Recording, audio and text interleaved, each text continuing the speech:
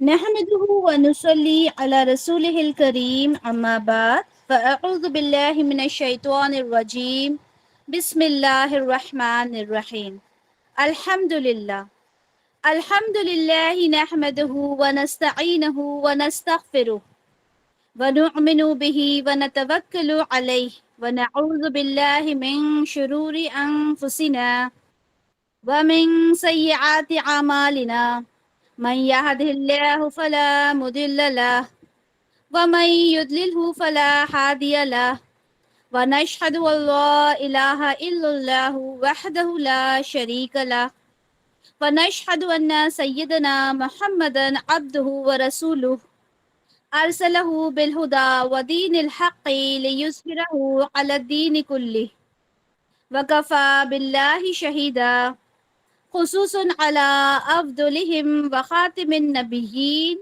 محمد الأمين وعلى آله وصحابه أجمعين فصلى الله عليه وسلم تسليما كثيرا كثيرا أما بعد رب اشرح لي صدري ويسر لي أمري واحلل عقدة من لساني يفقه قولي ربي زدني علما. انشاءاللہ تعالی ہم جو سیرت رسول اللہ صلی اللہ علیہ وسلم کا یہ ایک سلسلہ ہم نے جو شروع کیا ہے انشاءاللہ تعالی اسے آج ہم کنٹینیو کریں گے. ہم نے پریویس لیکچر میں یہ پڑھا کہ کس طرح رسول اللہ صلی اللہ علیہ وسلم کو تکالیف کا سامنا کرنا پڑا تھا طائف میں، اور انہیں جن مشکلوں کا سامنا کرنا پڑا ہم نے بہت اچھے سے اس کے بارے میں دیکھا. جب یہ ساری تکالیف رسول اللہ صلی اللہ علیہ وسلم نے سہی، اس کے بعد آپ دل برداشتہ ہوئے اور اس کے بعد آپ نے مکہ واپس آنے کا ارادہ کیا. آپ نے مطعم بن عدی سے پناہ طلب کر کے آپ مکہ داخل ہوئے، اور یہ عربز کا ایک اصول ہوتا ہے کہ جب ان سے کوئی پناہ طلب کرتا ہے تو وہ دونوں ہاتھوں سے اس کو ویلکم کرتے ہیں. آج بھی یہی ان کا حساب ہے. اچھا، اب جب آپ مکہ میں داخل ہوئے تو ہم سب جانتے ہیں کہ ابو جہل آپ کا کتنا بڑا دشمن تھا. اس نے آپ کو دیکھ کر ایک تنزیہ انداز میں آپ سے کہا کہ بنو عبد مناف، کیا یہ تمہارا نبی ہے؟ جس پر عتبہ بن ربیعہ نے اس کا جواب دیا کہ اس میں تعجب کی کیا بات ہے، کیا ہم میں سے کوئی نبی نہیں ہو سکتا یا کوئی بادشاہ نہیں ہو سکتا؟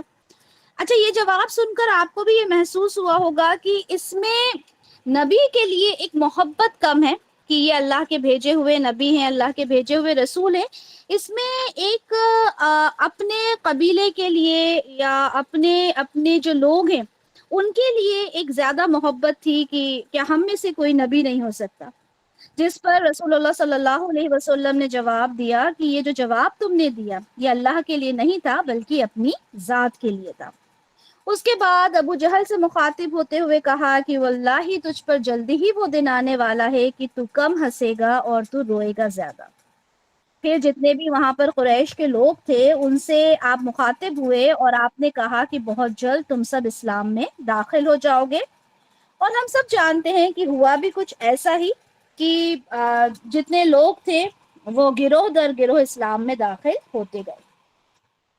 اچھا، جب آپ نے مکہ میں قیام کیا تو آپ کے جو دشمن تھے وہ آپ سے دشمنی میں بڑے سخت ہوتے جا رہے تھے، اور آپ کے جو مددگار تھے وہ جو سوسائٹی کا ویکر سیکشن ہوتا ہے وہ آپ کے مددگار تھے، آپ کے فالوورز تھے، یعنی ایک جو اسٹرانگ سیکشن تھا وہ ابھی تک مسلمان نہیں ہوا تھا. اور آپ صلی اللہ علیہ وسلم یہ چاہتے تھے کہ اسلام زیادہ لوگوں کے اندر سپریڈ ہو، زیادہ آگے بڑھے. تو آپ نے بیرون مکہ دعوت کے بارے میں سوچنا شروع کیا. بیرون مکہ یعنی مکہ سے باہر لوگوں کو کس طرح سے اسلام کی دعوت دی جائے. اچھا، آپ نے اس پہ غور و فکر کیا، اور ہم سب جانتے ہیں کہ جو مکہ ہے وہاں پر حج پہلے سے ہوتا آیا ہے، لوگ دور دور سے حج کرنے وہاں پر آتے ہیں. تو آپ صلی اللہ علیہ وسلم نے حج کے دنوں میں جو لوگ باہر سے آتے تھے یا کوئی سالانہ تہوار وغیرہ ہوتا تھا وہاں پر اسلام کی دعوت دینا شروع کیا، لیکن آپ کو اس میں بھی کوئی خاص کامیابی نصیب نہیں ہوئی. جو قبیلے تھے انہوں نے آپ کی دعوت کو قبول نہیں کیا، اور کئی قبیلے تھے جنہوں نے آپ کو بہت زیادہ تکلیف بھی پہنچائی. اسی طرح سے بنو عامر بھی ایک قبیلہ تھا جہاں پر آپ نے اپنی دعوت پیش کی، لیکن وہاں سے بھی آپ کو کوئی تسلی بخش جواب نہیں ملا. اس میں سے ایک شخص نے کہا کہ اگر ہم آپ کی بات مان لیتے ہیں، ہم اپنی مطلب آپ کا ساتھ اگر ہم دیتے ہیں تو کیا ہماری حکومت ہوگی؟ جس پر بڑا خوبصورت جواب دیا کہ حکومت تو اللہ کی ہے، وہ جس کو چاہتا ہے عطا کر دیتا ہے. اب رسول اللہ کا یہ جواب سن کر اس نے کہا کہ اچھا ہم سب کچھ کریں اور پھر ہمیں حکومت بھی نہ ملے، اور اس نے یہ پیشکش ٹھکرا دی. اب اس کے بعد جب وہ بنو عامر کے انسان نے یہ بات ایک بزرگ کو بتائی تو انہوں نے رسول اللہ کی بات کو حق سمجھا اور کہا کہ یہ جو انہوں نے دعوت دی تھی یہ بالکل سچ بات تھی. اچھا، اب جتنے بھی لوگ تھے سب نے آپ کی دعوت کو قبول کرنے سے زیادہ تر لوگوں نے اس وقت انکار کیا، اور جہاں پہ آپ دعوت کے لیے جاتے تو ابو لہب جو تھا، جو آپ کا سگا چچا تھا، وہ رسول اللہ کے پیچھے پیچھے رہتا اور دیکھتا تھا کہ رسول اللہ کیا کر رہے ہیں، کس کو دعوت دے رہے ہیں. اور جیسے ہی آپ دعوت دے کے فارغ ہو جاتے تو ابو لہب ان سے کہتا کہ یہ جو سارے کام کر رہا ہے دعوت کے، یہ بدعت اور دلالت کی راہ پر ہے. یعنی یہ جو ہم جس کو کہتے ہیں کہ وہ ایک دین کا کام کر رہے تھے، دین کی دعوت دے رہے تھے، اس کو ابو لہب نے بدعت اور دلالت کا نام دیا اور کہا کہ ان کی اطاعت بالکل بھی نہیں کرنا. تو یہاں پر ہم نے جو مین پوائنٹس دیکھے وہ کیا کیا ہیں کہ عرب اپنی پناہ کا لحاظ رکھتے تھے. جیسے میں نے کہا کہ جب وہ کسی کو پناہ کے لیے کہتے تھے اور اس سے اس بات کا وعدہ کرتے تھے تو اس کو نبھاتے تھے. اسی طرح سے رسول اللہ کی جتنی پیشن گوئی تھی وہ سب سچ ثابت ہوئی. اس میں ہم نے یہ بھی دیکھا کہ بنو عامر کے جو بزرگ تھے انہوں نے رسول اللہ کی بات کو حق سمجھا. اس کے بعد ہم نے یہ دیکھا کہ رسول اللہ نے جب دعوت دی، بیرون مکہ میں دعوت دینا شروع کی، تو ابو لہب نے وہاں پر روڑے اٹکائے، اور ابو لہب نے جو اللہ کا جو دین کا کام رسول اللہ کر رہے تھے اس کو بدعت اور دلالت کہا. اس کے بعد ہم دیکھتے ہیں کہ ظہور اسلام کے لیے تدابیر الہی، رسول اللہ کا جو کام تھا، جو اسلام کے ظہور کے لیے جو کام ہو رہا تھا، اس میں تدابیر الہی کیا ہیں. سب سے پہلی تدبیر ہم دیکھتے ہیں کہ رسول اللہ صلی اللہ علیہ وسلم نے دین کی دعوت اور اپنی حمایت کو ہر معزز اور معروف شخص کے سامنے رکھا. وہ چاہتے تھے کہ جو دین کی دعوت ہے وہ ہر انسان کے سامنے پیش کرے، لوگ اسے سمجھیں. تو جو پہلی تدبیر ہے اس میں ہم کیا پڑھیں گے کہ سوید بن سامت جب وہ مکہ پہنچے حج اور عمرہ کی غرض سے، تو وہ بڑے ہی قوت اور طاقت والے انسان تھے، اور ان کا جو لقب تھا وہ کامل تھا. اچھا، رسول اللہ نے ان کو اسلام کی دعوت دی اور قرآن حکیم کو تلاوت کیا، تو انہوں نے کہا کہ یہ تو بہت ہی عمدہ کلام ہے، اور اس کے بعد وہ مدینہ واپس چلے گئے. اور جب اوس اور خزرج، ہم جانتے ہیں کہ دونوں قبیلے تھے جو ہم ہمیشہ لڑتے جھگڑتے تھے، اور اسی لڑائی کے درمیان جو سوید بن سامت تھے ان کو قتل کر دیا گیا. اچھا، اس قوم کا یہ کہنا تھا کہ کامل کو قتل کر دیا گیا حالانکہ وہ مسلمان تھا. تو یہ سب سے پہلی تدبیر تھی. دوسری تدبیر ہم یہ دیکھتے ہیں کہ ابو حیثر انس بن رافع جب مکہ پہنچے تو ان کے ساتھ ایاز بن معاذ بھی تھے، اور انہوں نے جب قریش سے خزرج کے خلاف انہوں نے مدد طلب کرنے کے لیے وہ پہنچے تھے. تو جب وہ وہاں پر پہنچے تو رسول اللہ نے فرمایا حل لکم فیما ہوا خیر لکم مما جئتم لہ، آپ جس مقصد کے لیے یہاں تشریف لائے ہیں کیا میں اس سے بہتر چیز آپ قبول کر سکتے ہیں؟ یعنی جس چیز کے لیے آپ آئے ہیں اس سے بہتر چیز میں آپ کو بتاؤں. تو آپ صلی اللہ علیہ وسلم نے ان کو اسلام کی دعوت دی اور ان پر قرآن حکیم کو تلاوت کیا۔ اب جب قرآن حکیم کی تلاوت ہوئی تو جو ایاز بن معاذ تھے انہوں نے کہا کہ واللہ یہ تو اس سے بہتر ہے جس کے لیے ہم یہاں پر آئے ہیں، لیکن ابو الحیثر جو ان کے ساتھ تھا اس نے مٹی ان کے منہ پر دے ماری اور کہا کہ یہ بات چھوڑو، ہم یہاں کسی دوسرے مقصد کے لیے آئے ہیں۔ اچھا جب یہ بات ہوئی تو رسول اللہ تو خیر وہاں سے اٹھ کھڑے ہوئے، اور جب مدینہ یہ لوگ واپس پلٹے تو تھوڑی دیر کے بعد ہی ایاز کا انتقال ہو گیا۔ اس کی قوم نے سنا اور وہاں سے یہ باتیں آئیں کہ جب ان کی وفات ہوئی تو اس وقت وہ تحلیل تکبیر کر رہے تھے، تو چنانچہ لوگوں کو یہ یقین ہو گیا کہ انہوں نے ان کی جو موت آئی ہے وہ اسلام پر آئی ہے۔ کس کی؟ ایاز بن معاذ کی۔ تو یہ دوسری تدبیر تھی۔ تیسری تدبیر کے بارے میں ہم دیکھتے ہیں کہ جب لوگوں کو رسول اللہ جب دعوت پیش کر رہے تھے اسلام کی، جب بھی وہ حج اور عمرہ پر لوگ آتے تھے تو اسی دوران آپ کی عقبہ کے پاس، یہ ایک گھاٹی کا نام ہے، اس کے پاس خزرج کے ایک قبیلے سے آپ کی ملاقات ہوئی۔ یہ جو ہم بیت عقبہ اولا اور بیت عقبہ ثانیہ کے بارے میں پڑھتے ہیں، یہ اسی وادی کے نام سے اس بیت کا نام پڑا۔ تو وہاں پر آپ کی ایک قبیلے سے ملاقات ہوئی، خزرج کا ایک قبیلہ تھا، اور آپ نے ان کو اللہ تعالیٰ کی دعوت دی۔ رسول اللہ یہی کرتے تھے، کسی بھی قبیلے سے ملتے تھے، کچھ لوگوں سے ان کی ملاقات ہوتی تھی تو وہ اللہ کی دعوت ان کو دیا کرتے تھے اور اسلام ان کو پیش کیا۔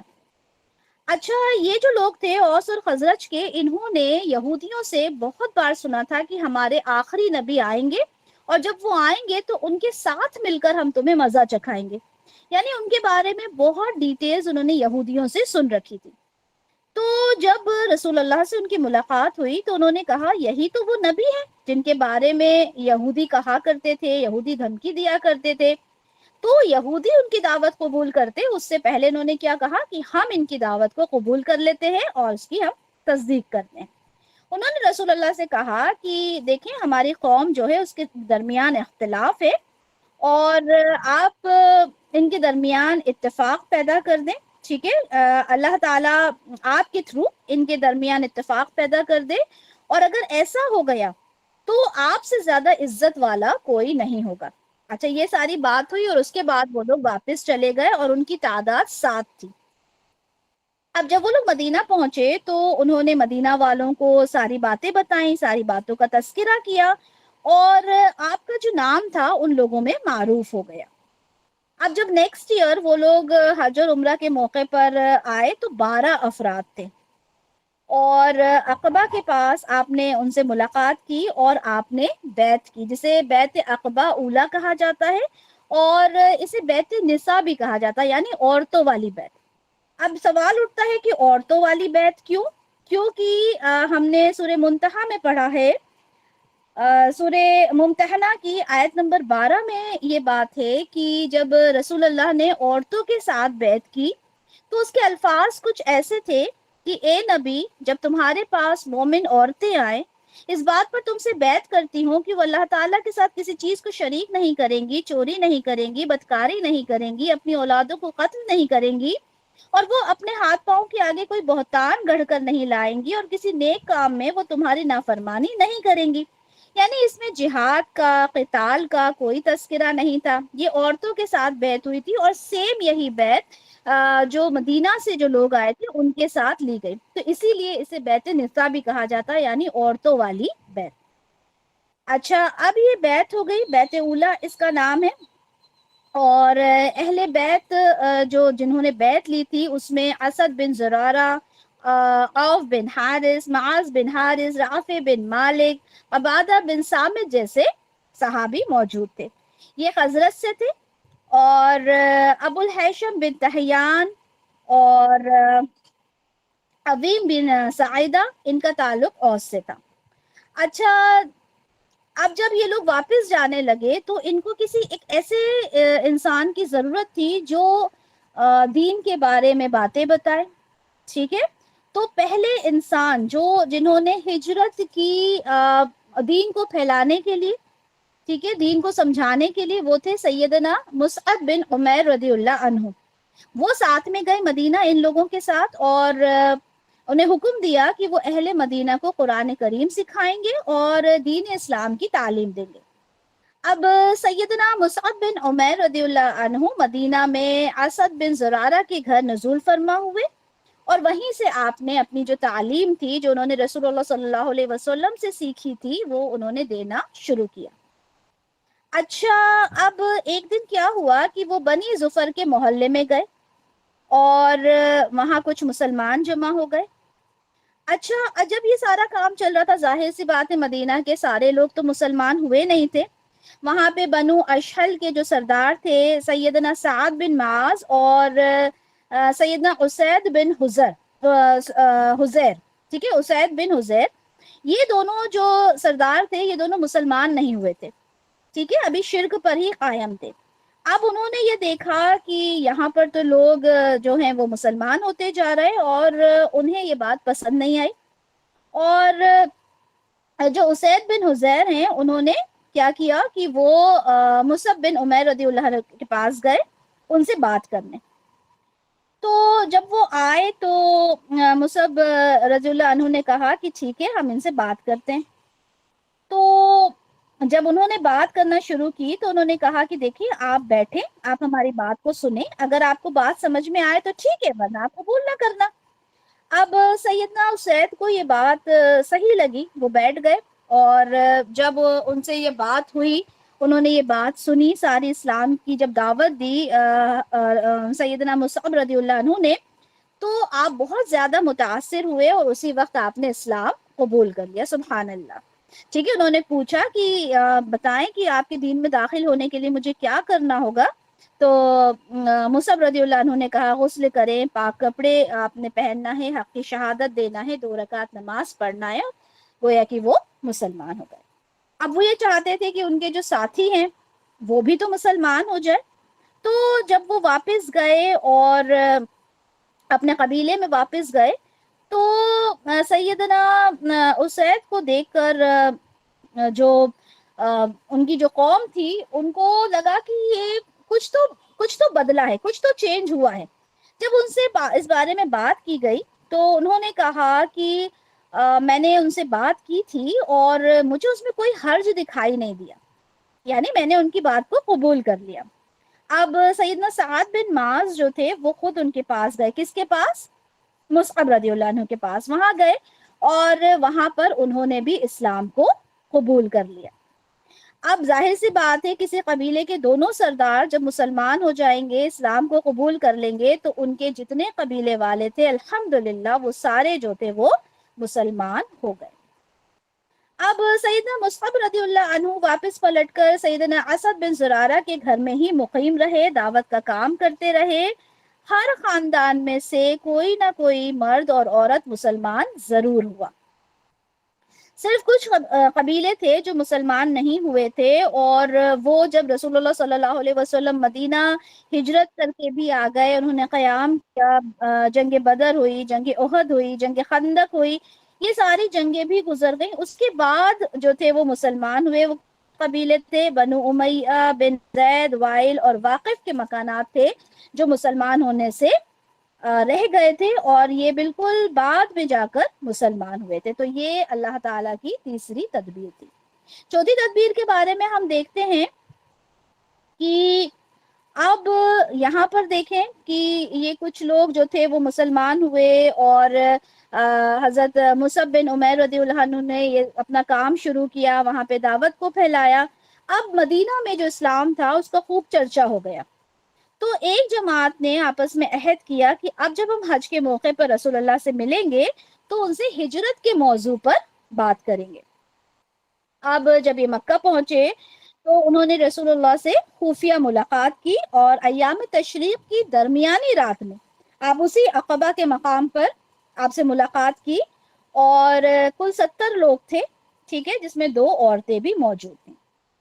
اچھا، اب جب یہ ملاقات ہوئی تو رسول اللہ صلی اللہ علیہ وسلم کے جو چچا تھے سیدنا عباس رضی اللہ عنہ، وہ بھی آپ کے ساتھ وہاں پر موجود تھے، لیکن اس وقت تک انہوں نے اسلام قبول نہیں کیا تھا، ان کے چچا نے، لیکن تھے ان کے چچا، ان کے خیر خواہ تھے۔ اور وہ یہ چاہتے تھے کہ انصار کے ساتھ جو بھی یہ معاہدہ کریں، اور ظاہر سی بات ہے رسول اللہ کی حفاظت ان کے چچا کے لیے وہ بڑی ایک اہم چیز تھی، تو انہوں نے کہا کہ جو بھی کچھ ہو میرے سامنے ہو تاکہ مجھے اطمینان ہو جائے۔ اور اسی طرح سے سب سے پہلے اپنی بات کا آغاز بھی انہوں نے کیا سیدنا عباس رضی اللہ عنہ نے، اور انہوں نے کہا دیکھو خزرج کے لوگوں، تم یہاں پر آئے ہو اور یہ ساری تم باتیں کر رہے ہو، لیکن جو محمد صلی اللہ علیہ وسلم ہے ان کی عزت اور ان کی حفاظت ہمیں بڑی محبوب ہے، اور اگر تمہارا یہ خیال ہے کہ تم انہیں جس چیز کی طرف بلا رہے ہو اس کو تم اچھے سے نبھاؤ گے، انہیں مخالفین سے بچاؤ گے، تب تو ٹھیک ہے، لیکن اگر تم یہ سوچتے ہو کہ ان کو لے جاؤ گے لیکن کوئی پرابلمز آئیں گی سامنے تو تم کنارہ کش ہو جاؤ گے، تو ابھی سے انہیں چھوڑ دو، ٹھیک ہے۔ تو یہ ساری باتیں انہوں نے جب کی تو انصار نے کہا کہ جو بھی کچھ آپ نے کہا ہم نے سن لیا۔ اس کے بعد انہوں نے کہا کہ یا رسول اللہ صلی اللہ علیہ وسلم اب آپ گفتگو فرمائیے، ٹھیک ہے، اور آپ کو جو بھی عہد و پیمان آپ نے لینا ہے وہ آپ ہم سے لے لیں۔ اب رسول اللہ نے قرآن کریم کی تلاوت، اللہ کی دعوت، اسلام کی ترغیب دینے کے بعد فرمایا کہ تم اس چیز سے میری حفاظت کرو گے جس سے اپنے بال بچوں کی حفاظت کرتے ہو، یعنی جس سے اپنے بال بچوں کو بچاتے ہو، ہر اس چیز سے تم میری حفاظت کرو گے۔ تو سیدنا برا بن معرور تھے، انہوں نے رسول اللہ کا ہاتھ پکڑا اور کہا کہ اس ذات کی قسم جس نے آپ کو برحق نبی بنا کر بھیجا، ہم اس چیز سے یقیناً آپ کی حفاظت کریں گے۔ کس چیز سے؟ جس سے ہم اپنے بال بچوں کی حفاظت کرتے ہیں۔ پھر انہوں نے بیعت کے لیے کہا کہ آپ ہم سے بیعت لے لیجئے۔ تو اس کے بعد ابو الحیشم انہوں نے بات کاٹتے ہوئے کہا کہ دیکھیں رسول اللہ، ہم آپ کے ساتھ اگر بیعت کرتے ہیں تو ہمارے جو عہد و پیمان ہیں دوسروں کے ساتھ وہ تو کٹ جائیں گے، ٹھیک ہے، ان سے ہم اپنے عہد و پیمان کو توڑ کر آپ کے ساتھ عہد کریں گے، تو کہیں ایسا تو نہیں ہوگا کہ جب آپ کو غلبہ عطا ہو جائے گا اللہ تعالیٰ کی طرف سے تو آپ ہمیں چھوڑ دیں گے؟ ٹھیک ہے، ایک بہت ہی جینیون سوال تھا، ایک سوال ان کے ذہن میں آیا کہ ابھی تو آپ پریشان ہیں، کہیں ایسا تو نہیں کہ اس کے بعد آپ ہمیں چھوڑ دیں گے؟ جس پر رسول اللہ نے مسکرا کر کہا، بڑا ہی خوبصورت جواب دیا کہ نہیں، بلکہ آپ کا خون میرا خون، آپ کی بربادی میری بربادی، میں آپ سے ہوں آپ مجھ سے ہیں۔ یہ کس کے لیے کہہ رہا ہے رسول اللہ؟ انصار کے لیے۔ جس سے آپ جنگ کریں گے اس سے میں جنگ کروں گا، جس سے آپ صلح کریں گے اس سے میں صلح کروں گا۔ کتنا خوبصورت جواب رسول اللہ نے دیا۔ اچھا، یہاں پر ہم بات کریں گے عباس بن عبادہ انصاری کی۔ یہ آپ جو تھے انہوں نے انصاری جو تھے ان کی جانب سے متوجہ ہو کر کہا کہ تم جانتے ہو کہ ان سے کس بات پر بیعت کر رہے ہو؟ کچھ پتا بھی ہے؟ بیعت کرنے کو تیار ہو؟ کس کے بارے میں بیعت کر رہے ہو؟ یعنی تم ان سے جنگ کی بیعت کر رہے ہو۔ اچھا ابھی دیکھیں، ہم نے جو بیعت عقبہ اولا دیکھا اس میں جنگ کا کوئی تذکرہ نہیں تھا، لیکن جو بیعت عقبہ ثانیہ ہوئی تھی اس میں جنگ کا تذکرہ ہے۔ یہاں پر انہوں نے کہا کہ تمہیں پتا بھی ہے کس بات کی بیعت کر رہے ہو؟ سرخ اور سیاہ لوگوں سے جنگ ہوگی۔ اگر تمہارا یہ خیال ہے کہ جب تمہارے اموال کا صفایا کر دیا جائے، تمہارے اشراف جو ہے وہ قتل کر دیے جائیں، اس کے باوجود تم رسول اللہ کا ساتھ نہیں چھوڑو گے، تب تو ٹھیک ہے، ٹھیک ہے، لیکن اگر تم ایسا سوچتے ہو کہ جب تمہارے اموال کی تباہی ہو جائے، تمہارے اپنے قتل ہو جائے، تم وہ عہد کو توڑ دو گے، تو تمہارے لیے تو بڑی رسوائی ہے۔ اب تم مطلب پہلے اچھے سے چیزوں کو سوچ لو۔ اس پر سب نے ایک آواز میں ہو کر کہا کہ ہم مال کی تباہی اور اشراف کے قتل کا خطرہ مول لے کر انہیں قبول کرتے ہیں۔ یا رسول اللہ، ہم نے یہ عہد پورا کیا تو اس کے عوض میں ہمیں کیا ملے گا؟ ہم آپ سے یہ بیعت لے رہے ہیں اور اسے ہم پورا کریں گے تو ہمیں کیا ملے گا؟ تو رسول اللہ نے پھر سے ایک بہت ہی خوبصورت جواب دیا، جنت۔ اب جنت کا سودا تو دیکھا جائے تو بہت ہی کم ہے نا، یہ تو کہ جان کے بدلے اور مال کے بدلے جنت مل رہی ہے۔ تو لوگوں نے عرض کیا کہ اپنا ہاتھ بڑھائیے۔ آپ صلی اللہ علیہ وسلم نے اپنا ہاتھ بڑھایا، لوگوں نے آپ کی بیعت کی، مگر یہ پہلی بیعت سے خلاف تھی۔ کیسے خلاف تھی؟ کیسے الگ تھی؟ کیونکہ یہاں پر آپ جہاد اور قتال کی بھی بات کر رہے تھے، ٹھیک ہے۔ اب اس کے بعد خزرج کے 9 اور اوس کے 3، ٹھیک ہے، کل 12 نقیب مقرر کیے گئے۔ ٹھیک ہے، نقیب آپ سمجھ لیں لیڈرز، کیپٹنز، 12 نقیب تھے جو مقرر کیے گئے۔ خزرج کے نقیب کون تھے؟ خزرج کے نقیب تھے سیدنا اسد بن زرارہ، جن کے بارے میں ابھی ہم نے پہلے بھی پڑھا، ٹھیک ہے، سیدنا سعد بن ربی، سیدنا عبداللہ بن روا، سیدنا رافع بن مالک، سیدنا برا بن معروف، سیدنا عبداللہ بن عمرو، سیدنا عبادہ بن سامت، سیدنا سعد بن عبادہ اور سیدنا منذر، یہ تھے خزرج کے۔ اور اوس کے نقیب کون تھے؟ سیدنا اسید بن حذیر، ٹھیک ہے، سیدنا سعد بن خیسمہ اور سیدنا رافع بن عبد المنذر، یہ کہاں کے تھے؟ یہ تھے اوس کے۔ تو یہ 12 نقیب تھے۔ اس کے بعد جب بیعت عقبہ ثانیہ کا کام مکمل ہو گیا تو یہ ساری چیزیں ہو گئی، ٹھیک ہے۔ اس کے بعد آپ نے لوگوں سے فرمایا کہ وہ اپنے ڈیروں پر، اپنی جو جگہ ہے وہاں پر یہ چلے جائیں۔ اچھا، اب جو سیدنا عباس بن عبادہ رضی اللہ عنہ تھے، انہوں نے کہا کہ اس ذات کی قسم جس نے آپ کو حق کے ساتھ مبعوث کیا، آپ چاہیں تو ہم کل ہی اہل منا پر اپنی تلواروں کے ساتھ ٹوٹ پڑے۔ اب انہیں معلوم تھا کہ جو بیعت انہوں نے کی ہے اس میں جنگ، قتال، جہاد، یہ ساری چیزیں ہیں۔ انہوں نے کہا آپ کہیں تو ہم کل ہی اپنی تلواروں کے ساتھ یہ کام شروع کر دیں، تو رسول اللہ نے فرمایا نہیں، ابھی اس کا حکم نہیں دیا گیا۔ اب جب قریش کو یہ بات پتا چلی کہ اس طرح کی بیعت لی گئی ہے تو انہوں نے انصار مدینہ کا پیچھا کیا، لیکن ان کے ہاتھ صرف سیدنا سعد بن عبادہ رضی اللہ عنہ آئے اور اس کے علاوہ کوئی بھی ان کے ہاتھ نہ لگا۔ انہوں نے بہت اذیتیں دیں، آپ کو بہت مارا پیٹا، لیکن اللہ تعالیٰ نے کسی نہ کسی طرح ان کی رہائی کروائی اور وہ واپس مدینہ پہنچ گئے۔ اب یہ ہوا کہ جو قریش تھے انہوں نے جو مکہ میں جو مومنین تھے ان کے خلاف اذیتیں جو تھی وہ اس کی شدت بہت زیادہ اس میں آ گئی تھی، بہت اذیتیں دینا شروع کر دیا تھا، یعنی جو اس کی شدت تھی وہ اور بڑھ چکی تھی۔ اب رسول اللہ نے مومنین کو ہجرت مدینہ کا حکم دیا، یعنی یہ جب دونوں بیعت ہو گئی اس کے بعد کیا ہوا کہ ہجرت کا حکم دے دیا گیا۔ سب سے پہلے جنہوں نے ہجرت کی وہ تھے سیدنا ابو سلمہ بن عبد الاسد رضی اللہ عنہ۔ اور سیدنا ابو سلمہ کون ہے؟ جو ہماری ام المومنین ہیں، ام سلمہ رضی اللہ عنہا، یہ ان کے پہلے شوہر تھے، تو انہوں نے سب سے پہلے ہجرت کی۔ پھر اس کے بعد سیدنا عامر بن ربیعہ ان کی اہلیہ تھیں، پھر سیدنا عبداللہ بن جہش تھے، سیدنا عمر رضی اللہ عنہ تھے۔ اس طرح سے جو مدینہ سے ہجرت تھی وہ شروع ہو گئی۔ اب یہاں پر ہم نے جو مین پوائنٹس ہم نے سمجھے وہ کیا کیا ہیں؟ ہم نے پہلی تدبیر میں کیا پڑھا تھا کہ سوید بن سامت جن کا لقب کامل تھا، ان کے شرف کے بارے میں پڑھا، ٹھیک ہے، کیونکہ ان کو سب سے پہلے دعوت دی گئی اسلام کی، انہوں نے قبول کیا۔ اس کے بعد ایاز بن معاذ کے شرف کے بارے میں پڑھا، انہوں نے بھی کہا کہ یہ تو بڑا ہی خوبصورت کلام ہے، یا انہوں نے یہ کہا کہ آپ جو یہ چیز پیش کر رہے ہیں یہ زیادہ بہتر ہے، ٹھیک ہے، اس طرح سے انہوں نے اسلام کو قبول کیا۔ اور عقبہ کے مقام پر جو قافلہ آیا تھا اس کے بارے میں ہم نے پڑھا، ہم نے بیعت عقبہ اولیٰ کے بارے میں پڑھا، ہم نے بیعت عقبہ ثانیہ کے بارے میں پڑھا، ٹھیک ہے، تو یہ ساری باتیں الحمدللہ ہم نے اس میں پڑھی۔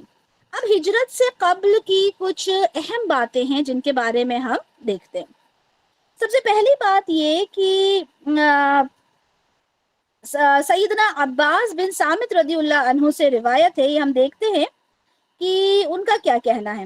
انہوں نے کہا کہ ہم نے رسول اللہ سے اس بات پر جنگ کی بیعت کی کہ ہم تنگی میں، ہم آسانی میں، ہم خوشی میں، ہم غمی میں، اور ہم پر دوسروں کو ترجیح کی صورت میں، غرض ہر حال میں ہم آپ صلی اللہ علیہ وسلم کی بات سنیں گے اور آپ کی اطاعت کریں گے اور حقداروں سے حکومت نہیں چھینیں گے، اور جہاں بھی ہوں گے حق بات کریں گے، کسی ملامت گر کی ملامت سے نہیں ڈریں گے۔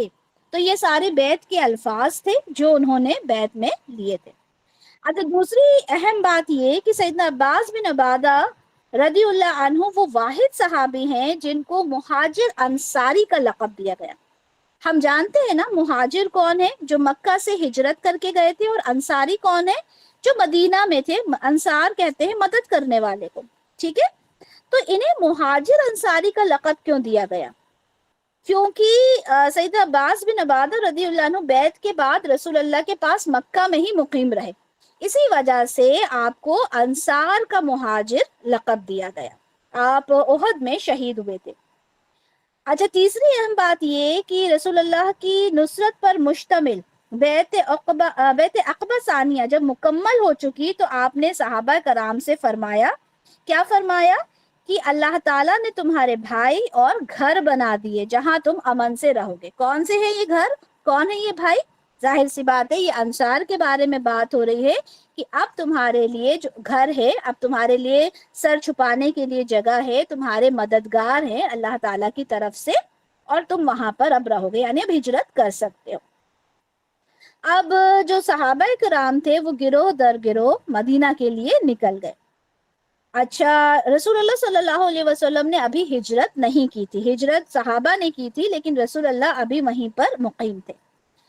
چوتھی اہم بات یہ کہ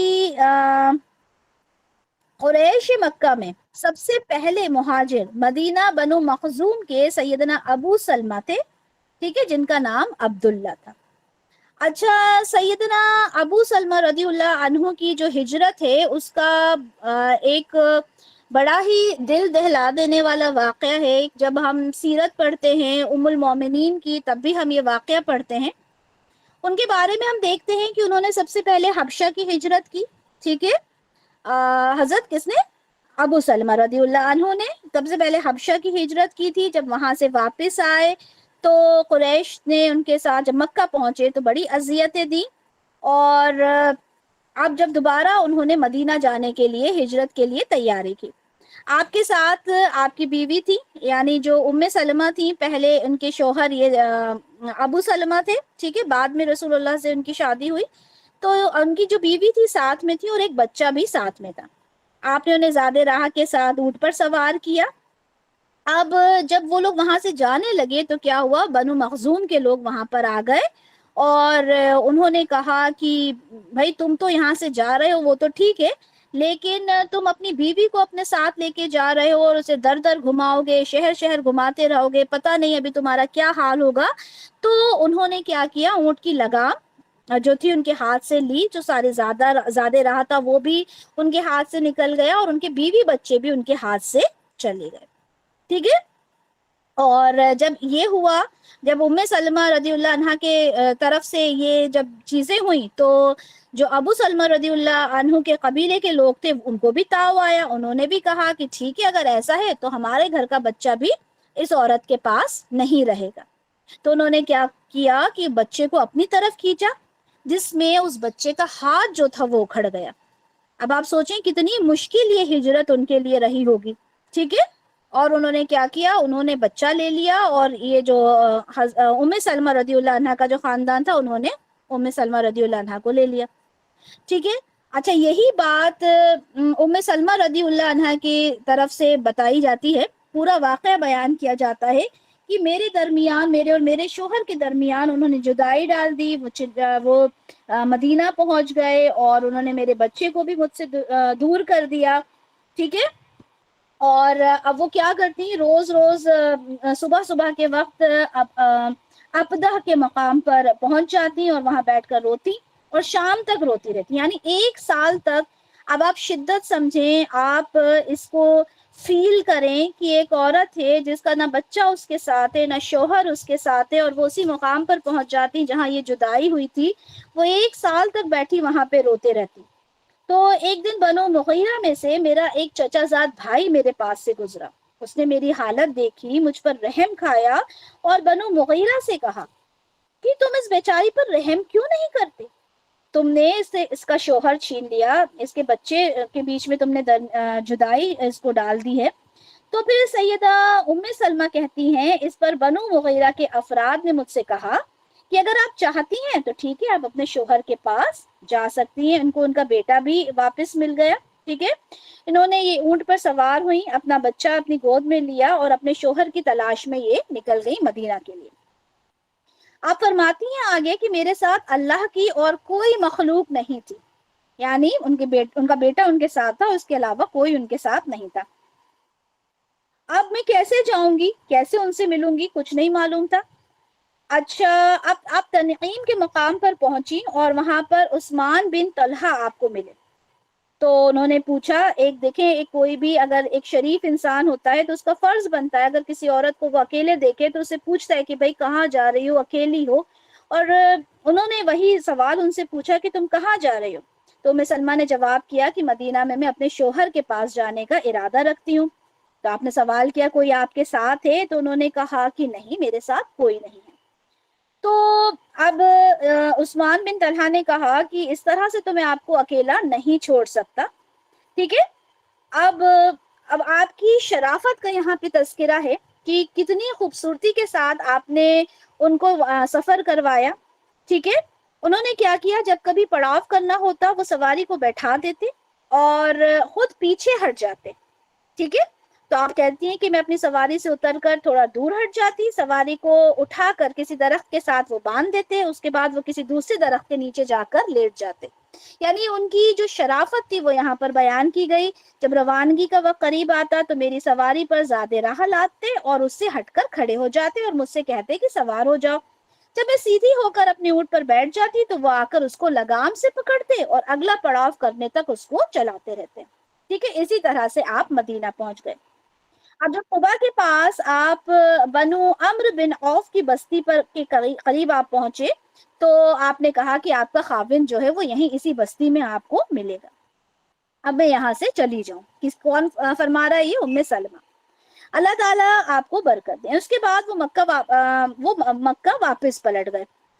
ان دنوں وہ شرک پر تھے۔ اب آپ دیکھیں، ابھی وہ مسلمان نہیں ہوئے تھے، وہ شرک پر تھے، لیکن جو انسان شرافت والا ہوتا ہے، جو شریف ہوتا ہے، وہ ہمیشہ سے ہی شریف ہوتا ہے۔ آپ شرک پر تھے، صلح حدیبیہ کے وقت آپ نے اسلام قبول کیا تھا، لیکن آپ دیکھیں کتنی خوبصورتی کے ساتھ یہ واقعہ اس میں بیان کیا گیا۔ آپ آگے فرماتی ہیں کہ واللہ میں نہیں جانتی کہ اسلام میں کسی اہل بیت کو اس قدر مصائب کا سامنا کرنا پڑا ہوگا جس قدر سیدنا ابو سلمہ کے اہل خانہ کو اس سے دوچار ہونا پڑا تھا۔ کتنی پریشانیاں انہوں نے جھیلی ہوں گی، ہم اس بات کا اندازہ یہاں پر لگا سکتے ہیں۔ اس کے بعد پانچویں اہم بات یہ ہے کہ تمام تر جو مہاجر تھے اس میں سے کوئی شخص بھی ایسا نہیں تھا جو کسی نہ کسی انصاری کے گھر میں مہمان بن کر نہ ٹھہرا ہو۔ ہم سب جانتے نا، ایک جو مہاجر تھا وہ ایک انصار کا بھائی بنا دیا گیا تھا، ٹھیک ہے؟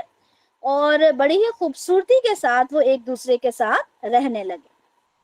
اس کے بعد چھٹی اہم بات یہ تھی، صہیب رضی اللہ عنہ کا یہاں پہ ہجرت کا تذکرہ ہے، اور ان کے بارے میں تو قرآن میں بھی آیت آئی تھی۔ جب انہوں نے ہجرت مدینہ کا ارادہ کیا تو جو کفار تھے، جو قریش کے لوگ تھے، انہوں نے کہا کہ جب تم ہمارے پاس آئے تھے تو تم حقیر اور فقیر تھے، یہاں آ کر ہی تو تم نے سارا مال اور دولت جمع کیا، اور اب تم کیا چاہتے ہو، یہ سارا مال اور ساری دولت یہاں سے لے کر تم چلے جاؤ؟ ایسا تو نہیں ہو سکتا۔ تو سیدہ صہیب رضی اللہ عنہ نے کہا تو ٹھیک ہے، کیا میں اپنا مال چھوڑ دوں تو تمہیں جانے دو گے؟ انہوں نے کہا ہاں، تو ہم تمہیں جانے دیں گے۔ تو رسول اللہ صلی اللہ علیہ وسلم نے جب سیدنا صہیب رضی اللہ عنہ کو دیکھا تو انہوں نے کہا صہیب نے نفع اٹھایا ہے، یعنی اپنا سب کچھ چھوڑ کر آئے، اس کے باوجود بھی انہوں نے نفع کا سودا کیا۔ اور آپ کے بارے میں قرآن حکیم میں آیت بھی نازل ہوئی۔ کیا آیت تھی؟ اور لوگوں میں سے وہ شخص ہے جو اللہ تعالیٰ کی رضا کی تلاش میں اپنی جان تک بیچ دیتا ہے، اور اللہ تعالیٰ بندوں پر بڑا شفقت کرنے والا ہے۔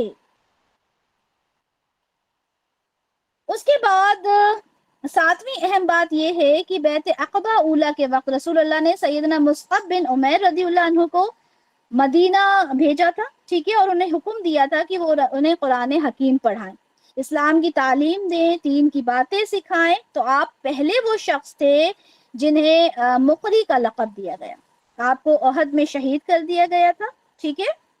اور آپ جب میدان احد میں جو سید حمزہ رضی اللہ عنہ جو آپ صلی اللہ علیہ وسلم کے چچا ہیں، ان کے پاس ہی آرام فرما ہیں۔ آٹھویں اہم بات جو ہے وہ سیدنا عبد الرحمن بن کعب بن مالک رضی اللہ عنہ بیان کرتے ہیں۔ ان کے بارے میں بھی ہم بات کر لیتے ہیں کہ کیا ہوا کہ یہ کہتے ہیں کہ میرے والد کی بینائی جا چکی تھی، ٹھیک ہے؟ وہ دیکھ نہیں سکتے تھے۔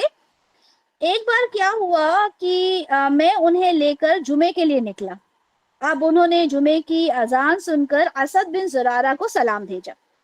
تو میں نے پوچھا کہ ابا جان، آپ نے جمعے کی اذان سنی، اس کے بعد آپ نے اسد بن زرارہ کو سلام کیوں بھیجا؟ تو انہوں نے کہا یہی وہ پہلا شخص ہے جس نے مدینہ میں ہمیں جمعے کے لیے جمع کیا تھا۔ تو پوچھا گیا کہ ٹھیک ہے، جب آپ جمع ہوئے تو آپ کی تعداد کتنی تھی؟ آپ نے فرمایا ہم صرف 4 آدمی تھے۔ سبحان اللہ! اب آپ دیکھیں کہ کس طرح سے اسلام ہمارا آگے پھیلا۔ اب یہاں پہ نوی اہم بات یہ ہے کہ بیت عقبہ کے افراد نے مدینہ پہنچ کر اسلام کا اظہار کرنا شروع کیا۔ جب یہ بیعت ہو گئی تو لوگوں نے اسلام کو اس کا اظہار بھی کرنا شروع کیا۔ اب اس میں معاذ بن عمرو بن جموح اور معاذ بن جبل تھے۔ ان کے جو والد تھے عمرو بن جموح، ان کے پاس ایک بت تھا اور وہ اسے اپنے گھر میں رکھتے تھے، اور ان کا جو شمار تھا وہ کافی اچھے لوگوں میں ہوتا تھا۔ ان کا بت جو تھا وہ لکڑی کا تھا اور وہ اس کی عبادت کیا کرتے تھے۔ ایک رات میں کیا ہوا، ان کے جو بیٹے تھے انہوں نے اس بت کو اٹھایا اور وہ کنویں میں ڈال دیا۔ اب صبح کو جب انہوں نے دیکھا تو بت موجود نہیں تھا۔ اب انہوں نے بت کو تلاش کیا اور کنویں میں پایا۔ وہ اس بت کو اٹھا کر لے آئے، ٹھیک ہے، واپس گھر میں رکھ دیا۔ اس کے بعد دوسری رات کو بھی ایسا ہی ہوا، ٹھیک ہے۔ اب آپ نے کہا کہ اگر مجھے معلوم ہو جائے کہ یہ کون کر رہا ہے تو میں اس کی گردن مار دوں گا، لیکن بار بار یہی معاملہ ہوتا رہا۔ تو انہوں نے کیا کیا، اس کو اپنی تلوار دے دی۔ اب دیکھیں ان کا عقیدہ تو یہ تھا نا کہ یہ بت اپنی حفاظت کر سکتے ہیں۔ انہوں نے اپنی تلوار دی اور کہا کہ میں تلوار اس کے گردن میں لٹکا دیتا ہوں اور پھر مجھے پتا چل جائے گا۔ لیکن کیا ہوا، تلوار ظاہر سی بات ہے کسی بت تو اپنی حفاظت خود نہیں کر سکتا۔ اس کے بعد بھی یہی ہوا کہ وہ کنویں میں موجود ملی، وہ جو بت تھا، اور اس کے ساتھ ایک مردار کتا بھی جو تھا اس کے ساتھ کر دیا تھا، اور وہ کہاں پر ملے؟ ایک کنویں میں ایک مردار کتے کے ساتھ وہ بت ملا۔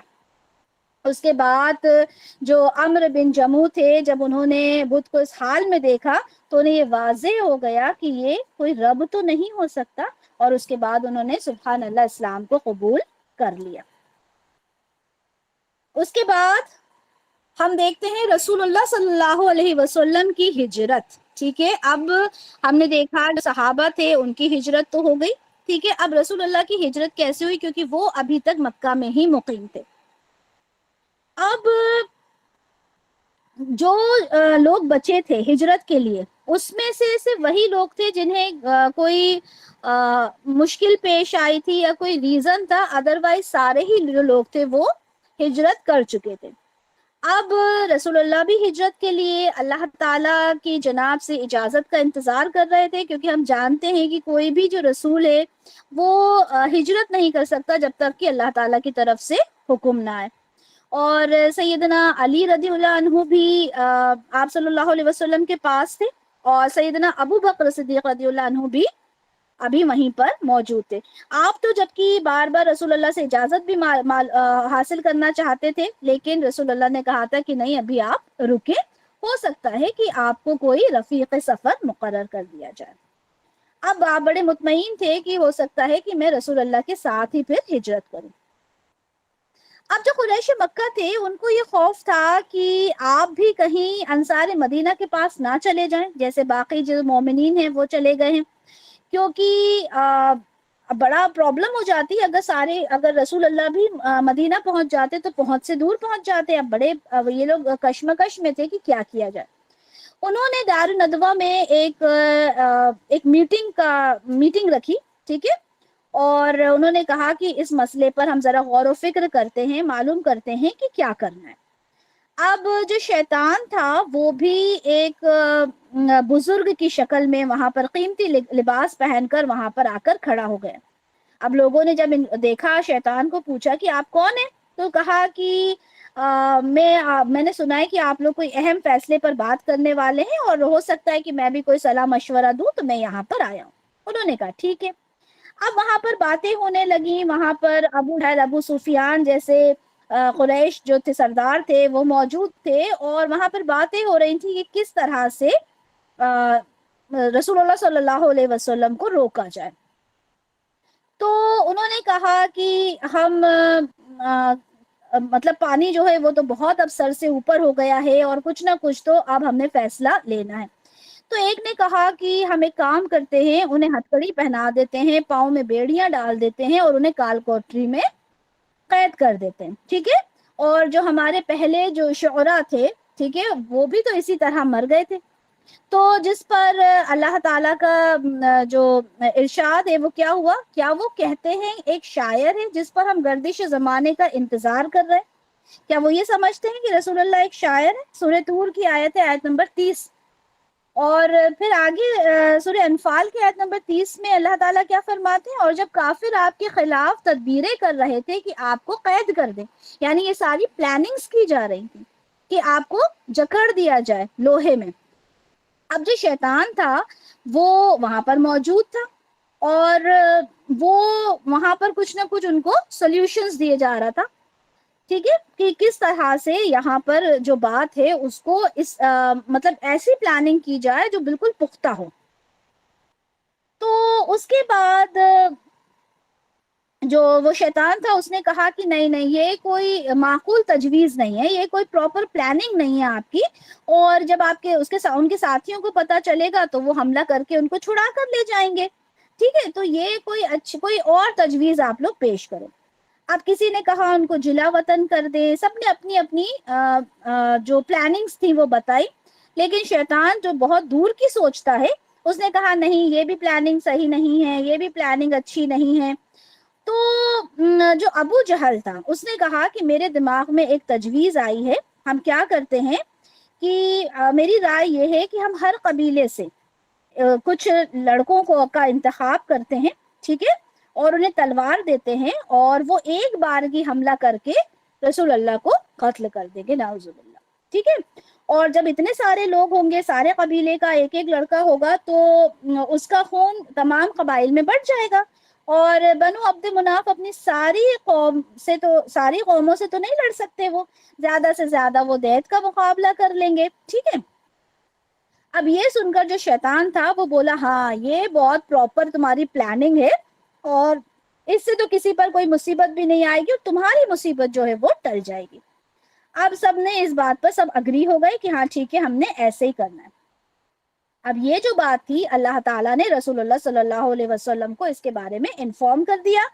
آپ نے جو آپ کے چچا زاد بھائی تھے سیدنا علی رضی اللہ عنہ کو حکم دیا کہ وہ آپ کے بستر پر سو جائیں، اور انہیں اپنی چادر مبارک کے ساتھ ڈھانپ دیا اور انہیں اس بات کا یقین دلایا کہ وہ اپنے ناپاک منصوبے میں کبھی کامیاب نہیں ہوں گے۔ تو یہ اللہ تعالیٰ کی پلاننگ تھی کہ انہوں نے جہاں پر رسول اللہ کو ہونا چاہیے تھا وہاں پر علی رضی اللہ عنہ وہاں پر موجود تھے۔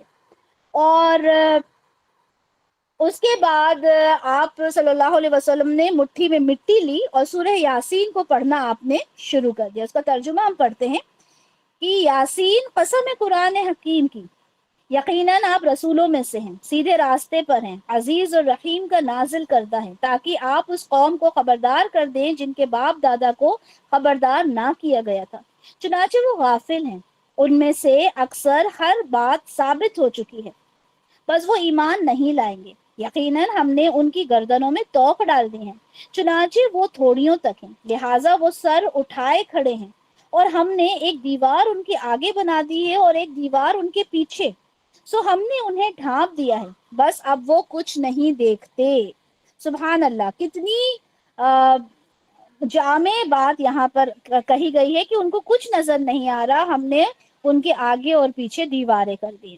اللہ تعالیٰ نے ان کی آنکھوں کو اندھا کر دیا، چنانچہ آپ درمیان میں سے ان کے سروں میں مٹی ڈال کر وہاں سے نکل گئے اور انہیں اس بات کا علم تک نہیں ہوا۔ اب چند لمحوں کے بعد کسی نے آ کر کہا کہ تم یہاں کس کا انتظار کر رہے ہو؟ انہوں نے کہا محمد کا صلی اللہ علیہ وسلم۔ تو اس شخص نے کہا خدا تمہیں رسوا کرے، محمد تو تمہارے پاس سے نکل گیا اور تمہارے سروں پر مٹی ڈال کر گیا، کیا تم نے دیکھا نہیں؟ جب انہوں نے دیکھا تو ان کے سروں پر مٹی تھی، تو انہوں نے دروازے سے اندر جھانکا تو دیکھا کہ رسول اللہ کی جگہ پہ تو چادر اوڑھ کے کوئی سویا ہوا تھا۔ اب انہیں اس بات کا انداز نہیں ہوا کہ یہ علی رضی اللہ عنہ ہے۔ انہوں نے کہا کہ نہیں، رسول اللہ تو سوئے ہوئے۔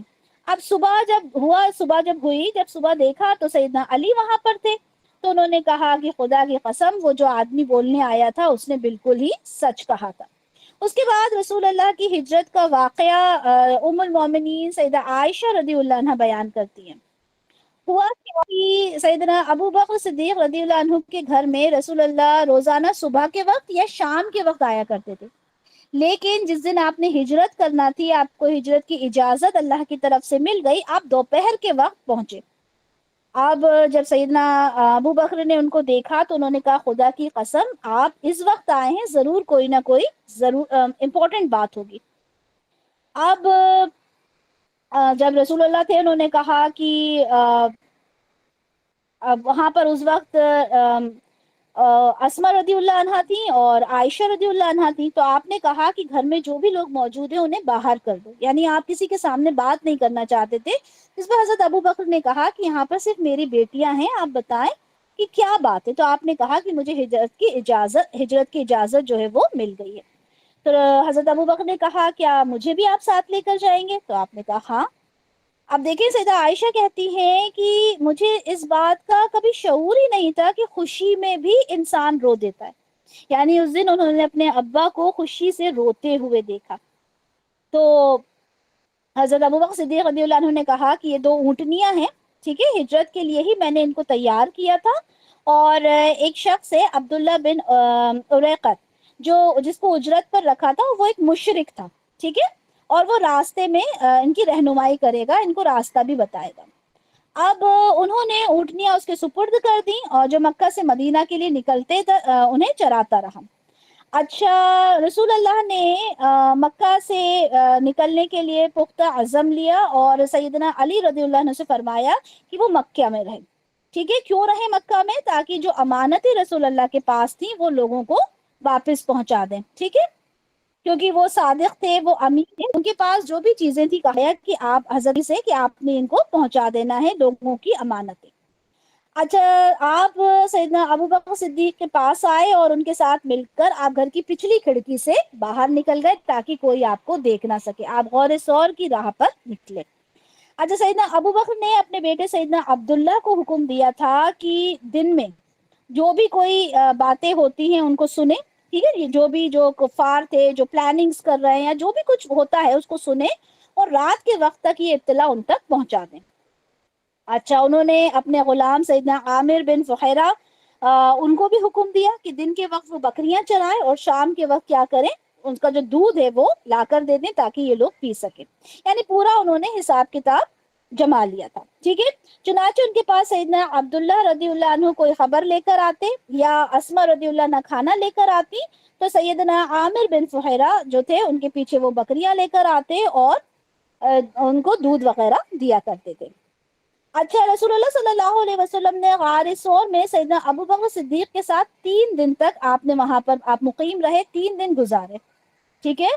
اچھا، جو مشرکین مکہ تھے وہ آپ کو تلاش کر رہے تھے، ٹھیک ہے، بہت تیزی پہ آپ کی تلاش ہو رہی تھی، اور یہ بھی نبوت کی ایک دلیل تھی۔ آپ دیکھیں کتنی بڑی نبوت کی یہاں پہ دلیل ہے کہ جس غار میں آپ مقیم تھے وہاں اس غار کے منہ پر مکڑی نے جالا بن دیا اور کبوتری نے گھونسلہ بنا دیا اور اس میں انڈے نکال دیے، یعنی کیا ہوگا کہ ظاہر سی بات ہے جب اس کے منہ پر جب اتنی ساری چیزیں دکھیں گی تو کوئی بھی گمان نہیں کر سکتا کہ کوئی ابھی ابھی اس غار کے اندر انٹر ہوا ہے، ٹھیک ہے۔ تو اللہ تعالیٰ کی آپ دیکھیں مصلحت۔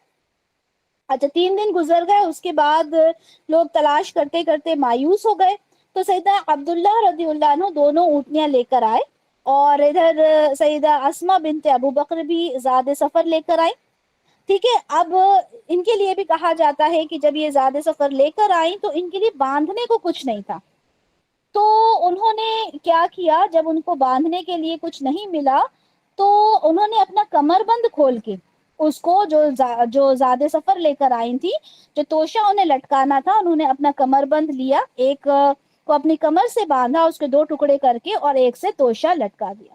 یہی وجہ ہے کہ ان کو جو لقب دیا گیا تھا وہ تھا ذات النطاقین، یہ ان کو لقب دیا گیا، سبحان اللہ، ٹھیک ہے۔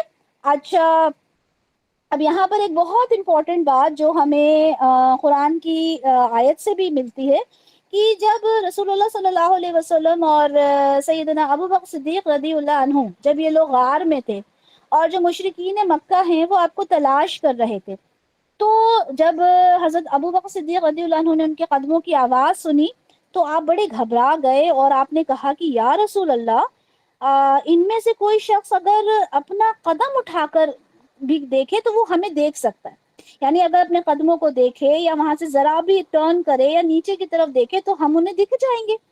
تو رسول اللہ نے کیا فرمایا، ان دو کے بارے میں آپ کا کیا خیال ہے جن کا تیسرا اللہ ہے، یعنی ہم دو کی مدد کے لیے تیسرا یہاں پر اللہ موجود ہے، یعنی آپ غم نہ کریں، اللہ ہے یہاں پر۔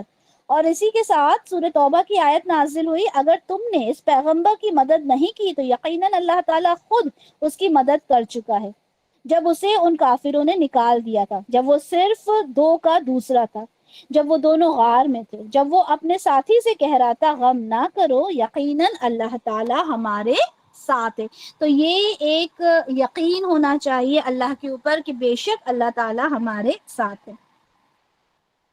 تو یہاں پر ہم نے جو پوائنٹس دیکھے وہ ہم دیکھ لیتے ہیں، کیا کیا پوائنٹس دیکھے ہم نے، کہ رسول اللہ صلی اللہ علیہ وسلم کے ساتھ سیدنا ابو بکر صدیق رضی اللہ عنہ کے کمال محبت کا بیان ہے، ٹھیک ہے، وہ آپ کی صحبت میں رغبت رکھتے تھے، یعنی جب انہیں ہجرت کا حکم دیا گیا تو آپ نے اس رفاقت کو قبول کیا اور اتنے زیادہ خوش ہوئے کہ آپ کے آنکھوں سے آنسو آ گئے۔